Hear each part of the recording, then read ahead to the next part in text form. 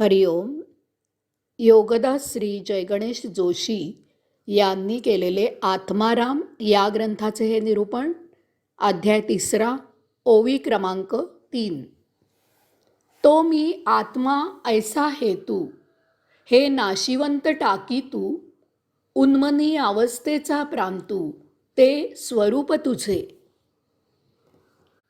आपण सर्वसामान्य जन सर्वसाधारणपणे भौतिकात देहभाव बाळगून जगत असतो.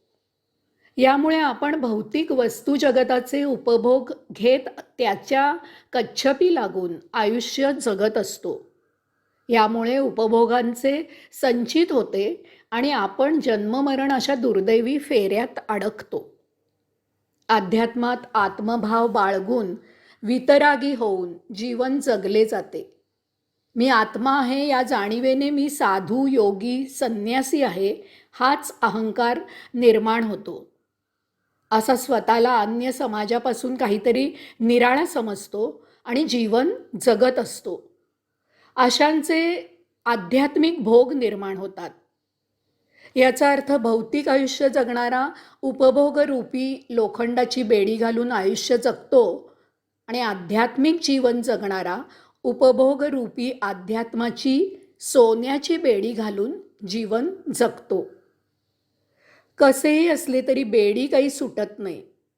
उपभोगांपासून सुटका होत नाही. मुक्ती काही मिळत नाही. भौतिक आयुष्य जगणारा नरकात जन्ममरण असे फेरे घेतो. आध्यात्मिक जीवन जगणारा स्वर्गात जन्ममरण असे फेरे घेतो. कसेही असले तरी फेरे काही सुटत नाहीत. कारण नरक आणि स्वर्ग असे दोन्हीही सारखेच विष आहेत याचे आकलन होत नाही.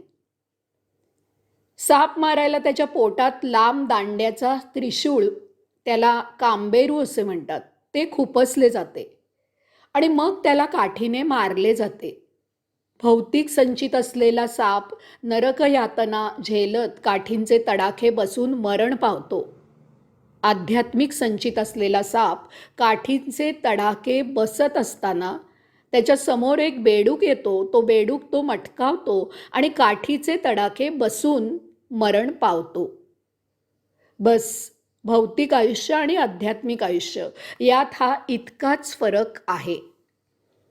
याचे कारण असे आहे की भौतिक उपभोग किंवा आध्यात्मिक उपभोग अशा दोन्हीही ठिकाणी आपले मन कार्यरत असते.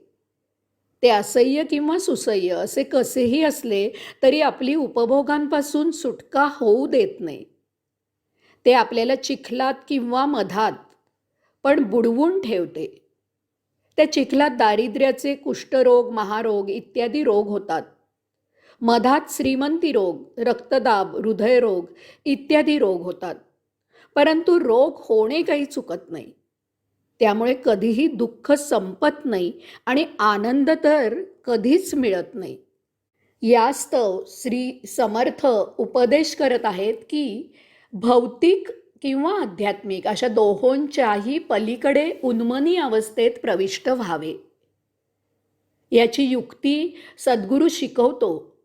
तेथे मन विरहित जगावे. तेच आपले स्वरूप आहे. तेच आपले ब्रह्म आहे. आता पुढची ओवी, ओवी क्रमांक 4. ऐसा जो अनुभवा झाला तोही नाशिवंतामध्ये आला. अनुभवा वेगळा राहिला तो तू आत्मा. साक्षात्कार होतो आणि तो आत्मा म्हणजे अन्य काहीही नसून तो मी स्वतःच आहे याची जाण येते. श्री समर्थ सांगतात की ही अनुभूती ही नाशिवंत असते. अन्य भौतिक भाव आणि मी आत्मा आहे असा आध्यात्मिक भाव यात फारसा फरक नाही. फरक इतकाच आहे की एक भौतिक उपभोग घेतो आणि दुसरा आध्यात्मिक उपभोग घेतो. दोघेही संचित साठवीत असतात. आध्यात्मिक भाव असलेला दुःख निवारणार्थ आश्रम मठ स्थापन करतो, पैसा गोळा करतो, स्वतःभोवती स्वर्ग निर्माण करतो आणि ऐशारामात राहतो. भौतिक भाव असलेला दुःख निवारणार्थ त्या आश्रमात मठात खेपा घालतो, पैसे गमावतो आणि जसा होता तसाच नरकयातना झेलत दुःखात राहतो. दोघेही अमुक्त अवस्थेत जन्ममरण अशा खेपा घालत असतात. वैश्विक नियमाप्रमाणे विश्वात काहीही स्थिर आणि स्थित नाही. येथे प्रत्येक गोष्ट सतत बदलत असते. या नियमाप्रमाणे तो ऐशारामात जगणारा पुढे यथाकाळी नरक यातना उपभोगू लागतो आणि तो नरक यातना उपभोगणारा स्वर्गोपभोग घेऊ लागतो. असा थारे पालट होतो इतकेच. परंतु उपभोग सुटत नाहीत, मुक्ती मिळत नाही. यास्तव श्री समर्थ येथे सांगतात की भावातीत जगणे हेच सत्य आहे. तेथे सुखदुःखातीत जगणे आहे. तेथे आयुष्यही नाही आणि जीवनही नाही.